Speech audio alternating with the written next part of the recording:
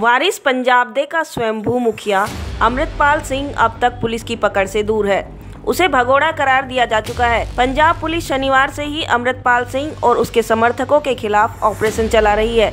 जालंधर के police commissioner Kuldeep Singh Chahal ने बताया कि हमने अमृतपाल की गाड़ी का 20 से 25 किलोमीटर तक पीछा किया। वो सामने बैठा था, संकरी गलियां थी और किसी तरह वो अपनी गाड़ी बदलकर वहां से भागने में कामयाब रहा।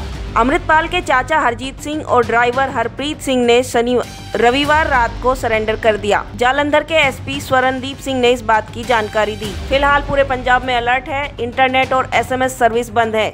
पुलिस ने रविवार को फिरोजपुर, बठिंडा, रूपनगर, फरीदकोट, बटाला, फजिल्का, होशियारपुर, गुरदासपुर, मोगा और जालंधर में फ्लैग मार्च किया। अमृतसर में अमृतपाल के पैतृक गांव जल्लूपुर खेड़ा गांव में सुरक्षा कड़ी कर दी गई है। अमृतपाल के पिता तारसेम सिंह का कहना है कि उनके बेटे को पुलिस ने हिरासत में ले लिया है। हालांकि IG सुखचैन सिंह ने बताया कि वो अब भी फरार है। पंजाब पुलिस ने शनिवार को खालिस्तानी नेता अमृतपाल सिंह को गिरफ्तार करने के लिए बड़े पैमाने पर ऑपरेशन शुरू किया। सूत्रों ने बताया कि अमृतपाल आखिरी बार बाइक से भागते हुए दिखा था। पुलिस का ये भी कहना है कि संकरी गलियां थी और वो अपनी गाड़ी बदलकर वहां से भागने में कामयाब रहा। आज हम आपको बताएंगे कि अमृतपाल सिंह है कौन। दरअसल अमृतपाल सिंह 12वीं की पढ़ाई के बाद दुबई चला गया था। वो वहाँ ट्रक चलाया करता था। अमृतपाल करीब 9 साल तक भारत से बाहर ही रहा। उसके पिता तरसेम सिंह ने बताया कि दुबई से लौटने के बाद अमृतपाल का बर्ताव अचानक बदल गया था। वो उग्र होने लगा था। उन्होंने बताया कि दुबई में वो किसी से ज्यादा बातचीत भी नहीं करता था। उसने अपने बाल भी कटवा लिए थे। बोलने पर भी गुरुद्वारा नहीं जाता था।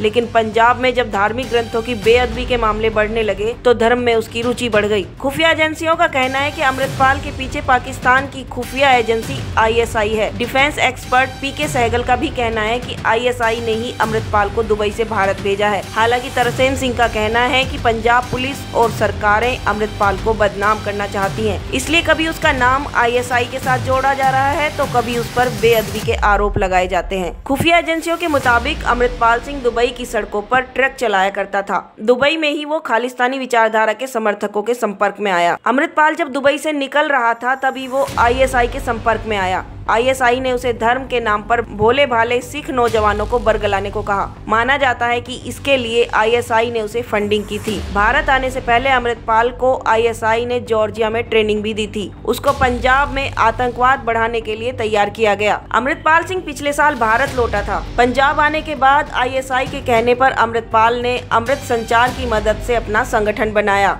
बाद में अमृतपाल ने खालसा वाहिर के नाम से कैंपेन चलाया और गांव-गांव जाकर अपने संगठन को मजबूत किया। इस संगठन के जरिए अमृतपाल ने युवाओं को धर्म के नाम पर भड़काया और उन्हें सरकार के खिलाफ भड़काना शुरू कर दिया। पिछले साल ही अमृतपाल ने खुद को वारिस पंजाब दे संगठन का मुखिया घोषित कर दिया।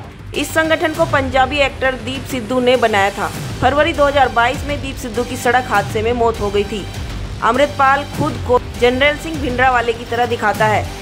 भिंडरावाले खालिस्तान समर्थक था। जून 1984 में स्वर्ण मंदिर में ऑपरेशन ब्लू स्टार चलाकर भिंडरावाले को मार दिया गया। भिंडरावाले की तरह ही अमृतपाल भी नीली पगड़ी पहनता है, तलवार रखता है। पिछले साल सितंबर में अमृतपाल ने मोगा जिले के रोड़े गांव में एक कार्यक्रम किया था। ये भिंडरावाले का पैतृक गांव है। यही वजह है कि अमृतपाल को भिंडरावाले 2 के नाम से भी जाना जाता है। दरअसल अमृतपाल भारत के खिलाफ खतरनाक साजिश रच रहा था। खुफिया एजेंसियों के डोजियर में सामने आया है कि अमृतपाल नशा मुक्ति केंद्रों और गुरुद्वारों का इस्तेमाल हथियार जमा करने और युवाओं को आत्मघाती हमले के लिए तैयार करने में कर रहा था। अलग अलग एजेंसियों से मिले इनपुट के आधार पर तैयार इस डोजियर में दावा किया गया है कि अमृतपाल ISI और विदेशों में बैठे खालिस्तानी समर्थकों के इशारे पर काम कर रहा था। वो युवाओं को खड़कूस यानी मानव बम बनाने के लिए उकसा रहा था। इतना ही नहीं, अमृतपाल आनंदपुर खालसा फ्रंट यानी AKF के नाम से भी प्राइवेट आर्मी भी बना रखी थी। अब तक की जांच में अधिकारियों को हथियार, गोला बारूद, यूनिफॉर्म और जैकेट मिली है। इन पर AKF लिखा हुआ है। अधिकारियों ने बताया कि वारिस पंजाब दे की ओर से चल रहे नशा मुक्ति केंद्रों और अमृतसर के गुरुद्वारे में अवैध रूप से हथियार जमा कर रखे थे। नशा मुक्ति केंद्रों में आने वाले युवाओं को गन कल्चर की ओर धकेला जा रहा था।